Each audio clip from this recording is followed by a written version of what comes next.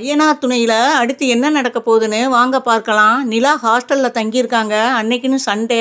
Sunday அன்னைக்கு ரூமில் ஒரு ஆளாக இருக்க போர் அடிக்குது. சரி வெளியிலையாவது போயிட்டு வரலாம் அப்படின்ட்டு திவ்யா ரூமுக்கு போகிறாங்க. அங்கே பார்த்தா திவ்யா நல்லா தூங்கிக்கிட்டு இருக்காங்க. சரி அவங்கள டிஸ்டர்ப் பண்ண வேணாம் அப்படின்னு சொல்லிட்டு நம்ம மட்டும் போயிட்டு வருவோம். சரி சூப்பர் மார்க்கெட் வரையும் போயிட்டு ஏதாவது வாங்கிட்டு வரலாம்னு போகிறாங்க. அங்கே பார்த்தா நிலா மேலே இடிச்சிட்டு போனாங்கல்ல, அவங்களும் சூப்பர் மார்க்கெட்டில் ஏதோ வாங்கிக்கிட்டு இருக்காங்க. அதை பார்த்தது நிலாவுக்கு இவங்க இப்படி இங்கே அப்படின்னு சொல்லிட்டு, சரி இன்றைக்கி இவங்களை விட்டுறக்கூடாது, எப்படியாவது கூப்பிட்டு வச்சு இவங்ககிட்ட பேசிடணும் அப்படின்னு சொல்லிட்டு வேகமாக போகிறாங்க.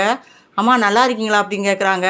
அவங்க திரும்பி பார்த்துட்டு, உன்னை எங்கேயோ பார்த்த மாதிரி இருக்கே அப்படின்னும், அம்மா அன்னைக்கு இடிச்சிட்டு போனீங்களே யாவும் இல்லையா அப்படின்னும், ஆமாம் நான் சாரி கேட்டேன்ல உன்னிட்ட அப்படின்னு சொல்லிட்டு, என்னம்மா நீ நல்லா இருக்கியா அப்படின்னவும், நல்லா இருக்கேம்மா, நான் உங்கள்கிட்ட கொஞ்சம் பேசணும், கொஞ்சம் எல்லாம் வாங்கிட்டு வர்றீங்களா, நம்ம வெளியில் ஒரு இடத்துல உட்காந்து பேசுவோம் அப்படிங்கிறாப்புல.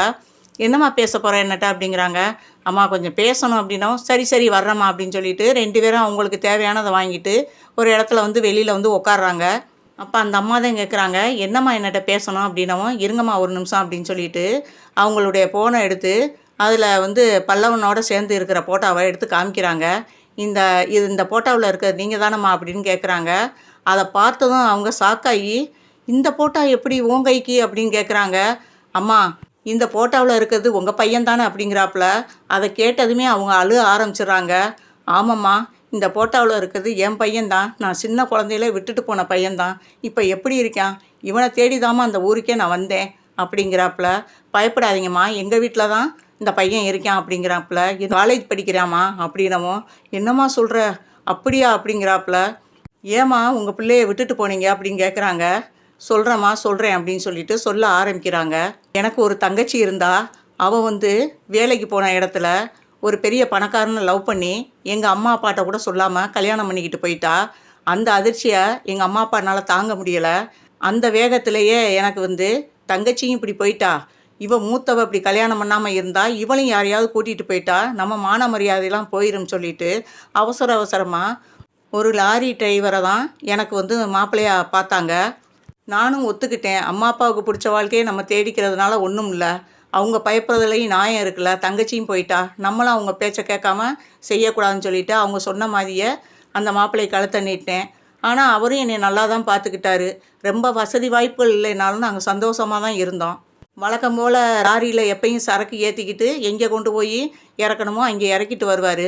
அந்த வேலை தான் அவர் வந்து பார்த்துக்கிட்டு இருந்தார், லோடு ஏற்றுற வேலை. இப்படி ஒரு சமயம் லோடு ஏற்றிக்கிட்டு போகையில் இறக்கி வைக்கையில் அவர் பாக்ஸை இறக்கி வைக்க போகிறாரு. அந்த பாக்ஸு கை தவறி கீழே விழுந்துருது. பாக்ஸு ஓப்பன் ஆகி அதிலேருந்து சில பாக்கெட்டுகள்லாம் விழுகுது. அந்த பாக்கெட்டை பார்க்குறாரு. பாக்கெட்டை பார்த்ததும் ஏதோ வந்து போதைப் பொருள் மாதிரி இருக்குது. அதை மோந்தும் பார்க்குறாரு, போதைப் பொருள் தான். அதை பார்த்ததும் அவருக்கு ஷாக்காகுது. உடனே ஓனர்கிட்ட போய், என்ன வேலை பண்ணிக்கிட்டு இருக்கீங்க சார், இது வந்து இது போதைப் பொருள் மாதிரி இருக்குது அப்படின்னவும், இதெல்லாம் நீ ஏன் தலையிடுற, நாங்கள் சொல்கிறத நீ செய்கிறதான் உனக்கு வேலை அப்படிங்கிறாப்புல. தயவு செய்து மன்னிச்சிருங்க சார், நான் இந்த மாதிரி வேலையெல்லாம் பார்க்க மாட்டேன், எனக்கு இப்படியாப்பட்ட வேலையும் வேணாம் அப்படின்னு சொல்லிட்டு அந்த ஓனர்கிட்ட தான் என் தங்கச்சி வீட்டுக்காரும் பார்ட்னர்ஷிப் வச்சுருந்துருக்காரு. பிஸ்னஸ் விஷயமாக ஏதோ பண்ணிக்கிட்டு இருக்காங்கன்னு இவருக்கும் தெரியும். என் தங்கச்சி வீட்டுக்காரையும் தங்கச்சியையும் ஃபோட்டோவில் நான் காட்டியிருக்கேன். அதனால் வந்து அவர் தெரிஞ்சும் தெரியாத மாதிரி தான் இருந்துக்கிட்டாரு. ஆனால் என் தங்கச்சி வீட்டுக்காருக்கு இவர் யாருன்றது தெரியும், தெரிஞ்சாலும் தெரியாத மாதிரி இருந்துக்கிட்டாரு. இவருடைய ஓனரும் என் தங்கச்சி புருஷனும் தான் இந்த போதைப் பொருளை பிஸ்னஸ் மாதிரி பண்ணிக்கிட்டு இருந்திருக்காங்க. இது இவருக்கு தெரியலை. ஏதோ லோடு ஏற்றுறாங்க, நம்ம கொண்டு போய் இறக்கி வைக்கிறோம் அப்படி தான் இருந்தார். உண்மை தெரிஞ்சதும் அவர் வந்து நான் வேலையை விட்டு போகிறேன்ட்டு வர்றாரு. அந்த சமயம் வந்து என் தங்கச்சி வீட்டுக்காருக்கு அந்த ஓனர் விஷயத்த சொல்ல, அப்படியா உண்மை தெரிஞ்சால் நம்மளை காட்டி கொடுத்துருவானே, அவனை சும்மா விடக்கூடாது அப்படின்னு சொல்லிட்டு என் தங்கச்சி வீட்டுக்காரனே 4 ரவுடிகளை கூட்டியாந்து வழி மறைச்சு, பல்லவனுடைய அப்பாவை வழி மறைச்சு, ஏண்டா நாங்கள் போதைப் பொருள் பிஸ்னஸ் பண்ணுறத நீ கண்டுபிடிச்சிட்ட, உன்னை உயிரோடு விட்டோம்னா நீ எப்படியாவது லீக்கட் பண்ணிடுவ, நீ உயிரோடு இருக்கக்கூடாது அப்படின்னு சொல்லிட்டு ஆளை வச்சு கத்தியை வச்சு ஒரே குத்தா குத்திடுறாங்க. அவர் கத்தி குத்து வாங்கிட்டு உயிருக்கு போராடிக்கிட்டு இருக்காரு. போராடிக்கிட்டு இருக்கையில் அவர் சும்மா இருக்க முடியாமல், ஏண்டா என்னைய தானடா நீங்கள் குத்தி கொல்ல முடியும், எனக்குன்னு ஒரு வாரிசு இருக்காண்டா, அவனுக்கு இப்போ இல்லைனாலும் நான் பொழைக்க மாட்டேன், ஆனால் என் பையன் வந்து உன்னை பழி வாங்காமல் விட மாட்டான் அப்படின்னு சொல்லிட்டாரு. அவன் வாரிசை விட்டு வச்சோம்னா அவன் வளர்ந்து பெரியவனாகி நம்மளை பழி வாங்கினாலும் பழி வாங்கிடுவேன் அப்படின்னு சொல்லிட்டு அவனை உயிரோடு விடக்கூடாது, வாங்கடா அவன் வீடு எனக்கு தெரியும், வாங்கடா உடனே போய் அவன் அந்த பிள்ளையும் கொன்று விடணும் அப்படின்னு சொல்லிட்டு வேகமாக 4 ரவுடிகளையும் கூட்டிக்கிட்டு வண்டியை எடுத்துக்கிட்டு என் வீட்டை நோக்கி வந்துக்கிட்டு இருந்தாங்க. அந்த சமயம் பல்லவனுடைய அப்பாவுக்கு லைட்டாக சுயநினைவு வந்திருக்கு. முழிச்சு பார்த்துருக்காரு. முழிச்சு பார்க்கவும் அவர் பாக்கெட்டில் ஃபோன் இருந்திருக்கு. ஃபோனை எடுத்து உடனே எனக்கு கால் பண்ணிட்டாரு. எனக்கு கால் பண்ணி அங்கே நடந்த விஷயத்தை பூரா சொல்லிட்டு என்னைய கத்தியிலையும் குத்திட்டாங்க. நான் இனிமேல் உயிரோடு இருக்க மாட்டேன். நீ எப்படியாவது பிள்ளையை தூக்கிட்டு தப்பிச்சிரு, இல்லைன்னா நம்ம பிள்ளையும் கொன்னுருவேன். எப்படியாவது அந்த இடத்த விட்டு எஸ்கேப் ஆயிரு அப்படின்னு சொல்லிட்டு அவர் அப்பயே ஃபோனை டக்குன்னு கீழே போட்டுறாரு. அப்பயே அவர் உயிர் போயிருச்சு. எனக்கு என்ன பண்ணுறதுனே தெரியலை. வேகமாக நானும் பிள்ளையை தூக்கிட்டு இனிமேல் இங்கே இருந்தால் நம்ம பிள்ளை உயிருக்கு ஆபத்து அப்படின்னு சொல்லிட்டு வேகமாக வீட்டை விட்டு கிளம்பி நான் கொஞ்சம் தூரம் வந்துக்கிட்டு இருக்கையிலேயே அங்கே 4 ரவுடிகளோட என் தங்கச்சி வீட்டுக்காரன் வந்துக்கிட்டு இருந்தேன். அவனையும் நான் பார்த்துட்டேன். பார்த்துட்டு எப்படியாவது மறைஞ்சிக்கிருவோம்னு சொல்லிட்டு ஒரு லாரி நின்றுக்கிட்டு இருந்துச்சான். அந்த லாரிக்கு பின்னாடி நான் ஒளிஞ்சுக்கிட்டேன். அவங்களுக்கு ஒரு சந்தேகம் வந்துருச்சு. ஏன்னா என் தங்கச்சி புருஷன் நான் வந்ததை பார்த்துட்டேன்.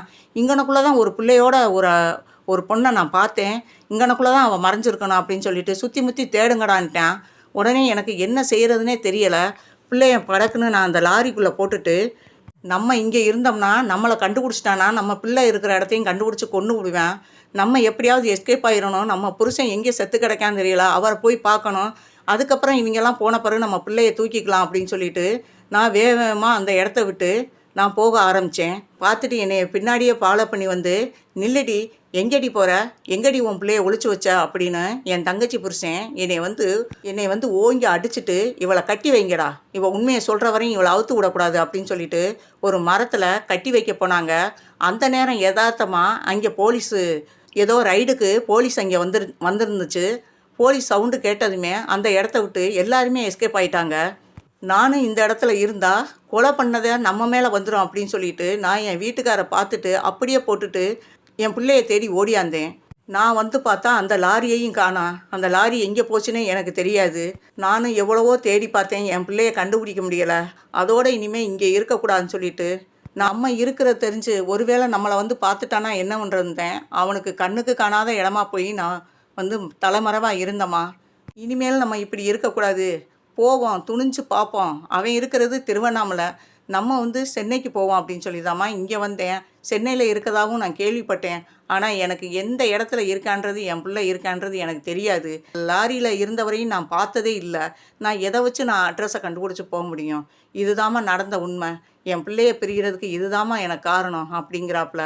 அப்போத்தான் நிலா கேட்குறாங்க, உங்கள் தங்கச்சி புருஷன் அவ்வளோ மோசமான ஆளா அப்படிங்கிறாங்க. ஆமாம்மா, அந்த படுபாவி இப்பயும் நல்லா ஓஹோன்னு தாம்மா இருக்கான். என் பிள்ளைய விட்டு பிரிஞ்சதுக்கு அவன் தாம்மா மெயின் காரணம் அப்படிங்கிறாங்க. அந்த படுவாவி போட்டா என்கிட்ட இருக்கு பாரு அப்படின்னு சொல்லிட்டு மனோகரனும் அவங்க தங்கச்சியும் சேர்ந்து இருக்கிற போட்டா எடுத்து காட்டுறாங்க. அதை பார்த்து அதிர்ச்சி ஆகுறாங்க நிலா.